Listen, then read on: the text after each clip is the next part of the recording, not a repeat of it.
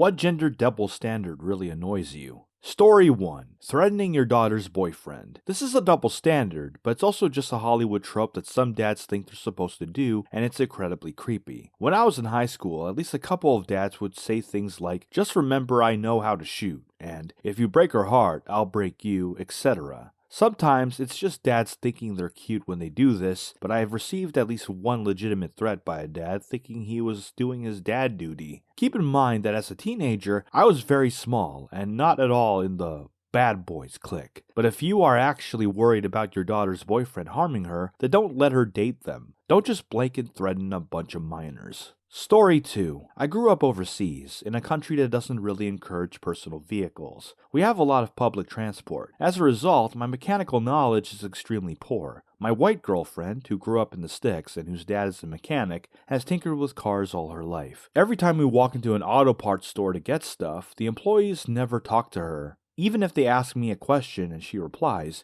they continue acting as if she doesn't exist and keep talking to me. It's unreal. It's as if they don't see her. She's gone to job interviews for mechanical jobs where the interviewer asks her very basic and belittling questions because they don't believe she can understand mechanical stuff. Meanwhile, up until last year when I met her, I didn't know what a ratchet was. Story 3. Going into a store that is considered male, PC store, video game store, car shops, etc., and the salesperson only talked to my male partner despite me being the person looking for a product and being the buyer. Story 4. I collect comics and have done so for over 20 years, but my husband isn't interested in them at all. He gets talked to and approached in comic book stores and I get ignored. When he's not there, I've been asked if I'm buying for my partner, been ignored, or had my choices mocked. It just made me buy online more. Story 5. How my daughter can do gymnastics and she's called athletic, but as soon as her brother does gymnastics, he's just weird. Story 6. When I was a teenager, I was not allowed out of the house to walk to the local shopping center to hang with my friends, all male. My mom told me it was because I'm a girl and I'm way more likely to be attacked on my way, and if I was a boy, it'd be different. In general, since I was 12 up to now, when walking alone in public, I was very frequently sexually harassed, and I'm not sure if the same thing happens to men. Story 7. I am a female teacher. I only know one man who is a kindergarten teacher, and people constantly make comments to him about how women must love it when he is so good with kids, and he will be a great dad, as if he is only in the job to impress women? Nobody says this stuff to me. Story 8. Lots of guy stuff here, so I'll add the other side. Not allowed to do guy work at work, as in I can easily fix what's broken with some wrenches right now, but no, male coworker X will do it next week. I got turned down for a job at a state park because it involved occasionally lifting 50-pound bags, and well, girls apparently can't do that. I move 300-pound barrels at my job now. The state park did offer me a different job, working in the office, by myself, until 11 p.m. I was 16 at the time, but hey, office work is for girls, so that's a better fit, and if I do any of the super difficult guy work, I'm seen as some sort of butch lesbian, because regular straight girls can't do that stuff. Story 9. I can dress in typical men's clothes all day, every day, never wear makeup, cut my hair short, and never get my gender or sexual orientation questioned, but my husband gets comments about his gender identity and orientation for wearing a pink shirt to his suit. F right off with that. Story 10. I'm a bar manager. The other night, a girl bit and punched my security guard. I phoned the police who came in about 45 minutes, and she was still there, just waiting for them to show up. She could have simply left, and was screaming at us that we have no idea what it's like to be a minority, true, and no idea what it's like to be a woman, true, and no idea what it's like to be the victim of sexual assault. Not true, and was also not relevant for that night. She was not arrested, and no charges were laid after she literally bit another human being and was trespassing on our property, and seemed to be either on drugs she shouldn't have been, or needed drugs she wasn't on. My security guard was furious about the situation, and said, if that was a guy, I would have effing knocked him out a long time ago. I'm not advocating for women being hit for things that a man would be hit for. I'm saying that it's very frustrating to see that the same patience and restraint wouldn't be shown to a man who did the same things. It's a tough situation because I don't think either gender gets treated well in that situation. Women are dismissed as crazy. Men are simply hit and dismissed. There has to be something in between that works for both. I think this is kind of where the Karen trend stems from. Women can generally do or say more stuff without being perceived as overly dangerous or aggressive, and can act as a victim if the other person fights back physically or with mean words. Story 11. I remember hearing about a couple who were friends with my ex. They had hired a male babysitter to take care of their toddler from time to time when they wanted to go out. Everything was going great. The kid loved him, never a single issue, until one evening, the couple gets home and they find the babysitter sitting on the couch with the kid, who had fallen asleep leaning against him. They fired the babysitter on the spot, because they felt that this level of physical contact was inappropriate, but openly admitted that they would have had no problem had the babysitter been a woman. When I was a teenager, I worked with these two girls who were extremely sexually aggressive, one who had a thing for me and her friend who egged her on. When I finally made it clear I had no interest, I was hounded and called every name in the book for the rest of my time there, had my sexuality questioned daily, etc. I finally complained to my manager, who responded with, and I will never forget this, "Maybe she'll stop being a bee if you man up and F her, you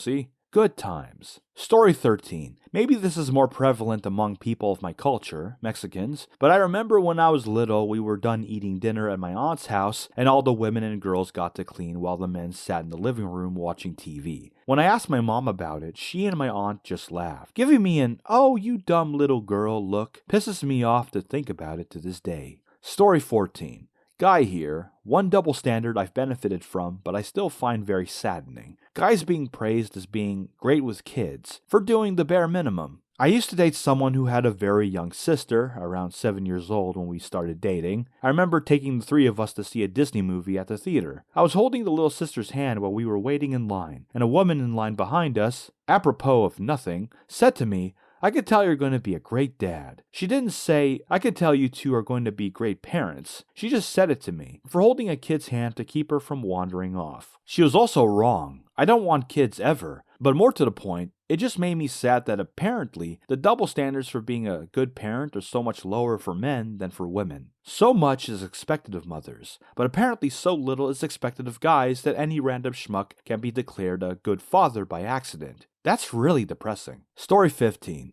Once when I was in 5th grade, my dog had just died. I had known that little fella my whole life, and then all of a sudden he's gone. I ended up thinking about it in class the next day and started crying. Then the male teacher literally said, "Oh, suck it up, you're a man." Story 16. When my wife is taking care of our kids, she is parenting, but when I, their father, takes care of them, I am babysitting. I hate when her lady friends say, "Oh, you are such a good dad, babysitting your kids." B, I am parenting my kids. Story 17. This one may be odd, but I'm a female bartender who works with one other woman and 4 other guys. For some reason, it's okay for men to tease us ladies when we make drinks, but I haven't seen that happen to the guys I work with. It might happen too, but maybe not as often. I currently work at a country club, but I've worked at chain restaurants and dive bars too. It's really frustrating to be busy and hear some condescending pickup lines about "how does someone like you know how to make insert really basic drink here?" And it's shocking the amount of people that want to give me pro tips on pouring beer and whatnot. This obviously isn't every guy out here doing this, but there has been at least one of these guys at each bar I've worked. Story 18. Being stylish. Jesus Christ, I just want to look good and up to date. I don't want to look like my father who has the same Colbert since the day I was born. Just let me have some nice clothes. The problem is, when a man wants to look stylish or look good, he is often called gay. But when women want that, it's all good. I don't know where that stereotype came from, but it is sure weird as hell. Story 19.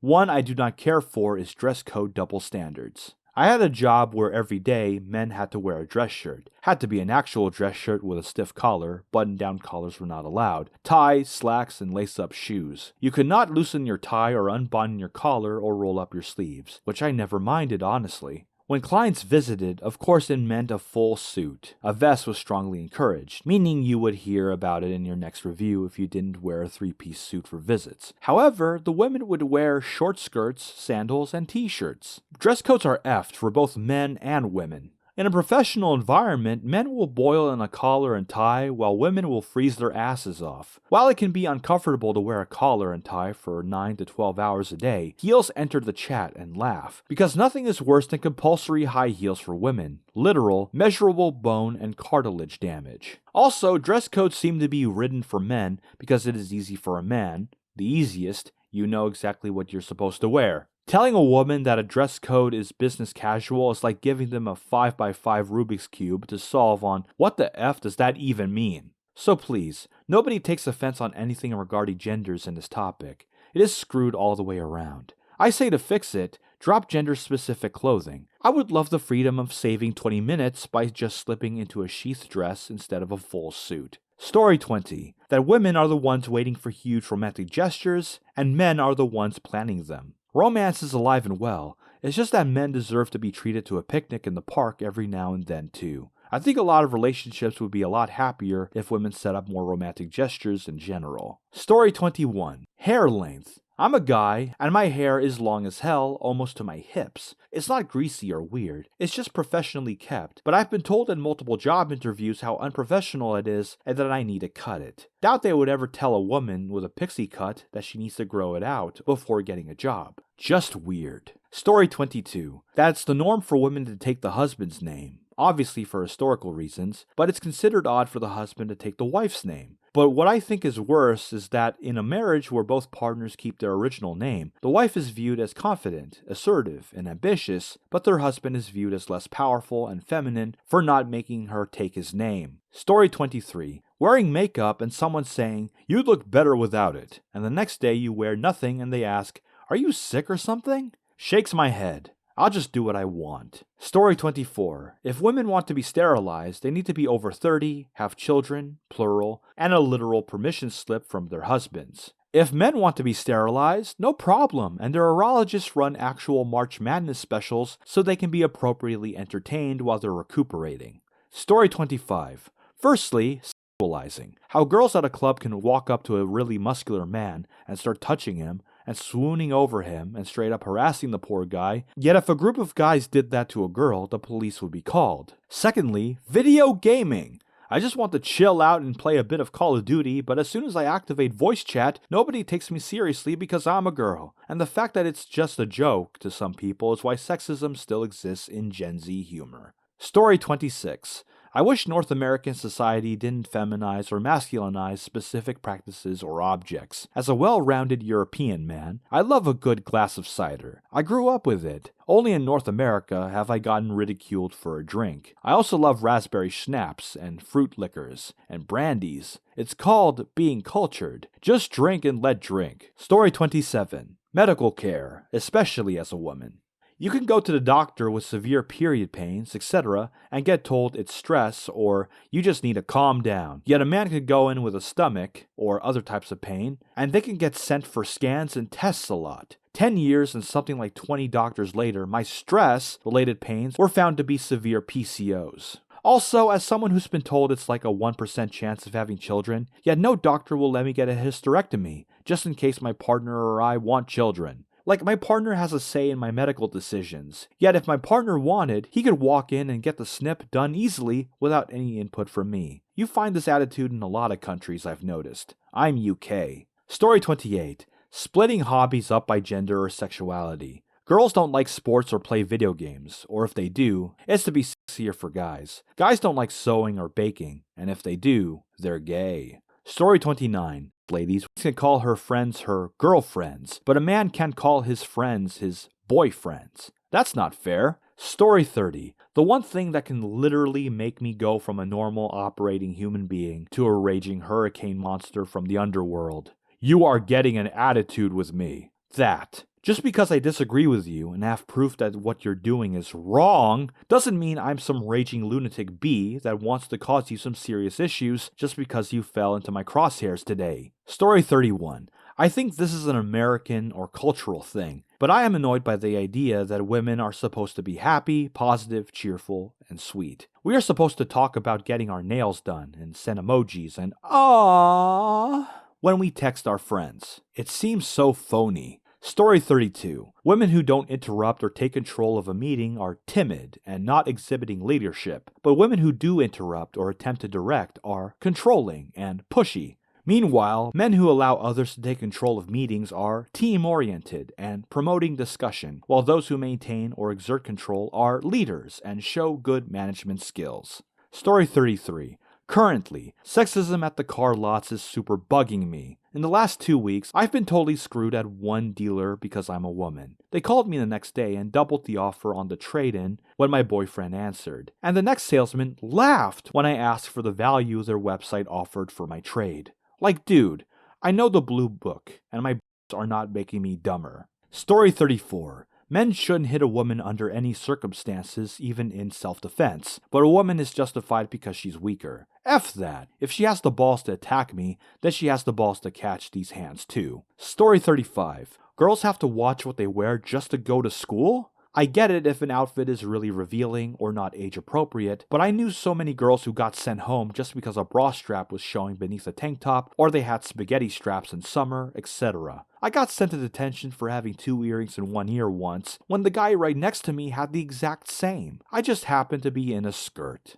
Story 36. There's a ton of good ones already pointed out in this thread, so I'm a hop to the one I face the most in my day-to-day. When men argue their point, they're being assertive and clearing up misunderstandings. When I argue my point, I am being a pushy bee. I've also had someone tell me to my face that what I argued wasn't actually my opinion. This other ridiculous statement he made up was my opinion. He only ever did this to me, the lady of the group.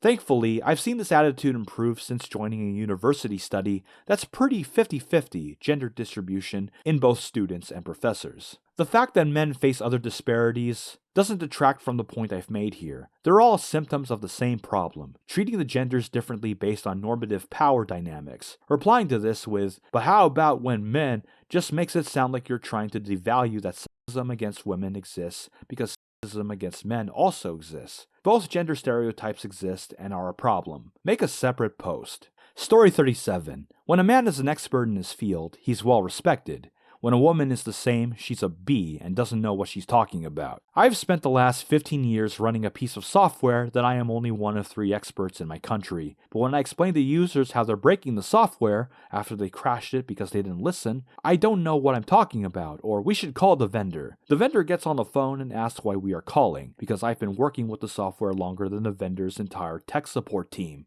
Story 38. Child custody. I know some phenomenal fathers who only get limited visitation because mothers make the father look bad. Dads very rarely win custody battles, and I've seen kids get stuck with super shizzy moms while their amazing father is left heartbroken. Story 39. I'm in a family of 4 boys. Every time we all go to the store or something like that, the cashier always says, "Wow, 4 boys. And no girls?" And after my mom says yes, they always say, "Oh, I'm so sorry for you." But I've never heard that said about girls. It's just rude. Like they're trying to make us feel like a big burden because we're boys. Story 40. Girls on Tinder. I prefer guys 6 foot plus. No exceptions, unless you're rich, and a 20 out of 10 hot. Guys on Tinder. Perhaps a fit lady with tan skin. The world. What a effing insult. Fat shaming.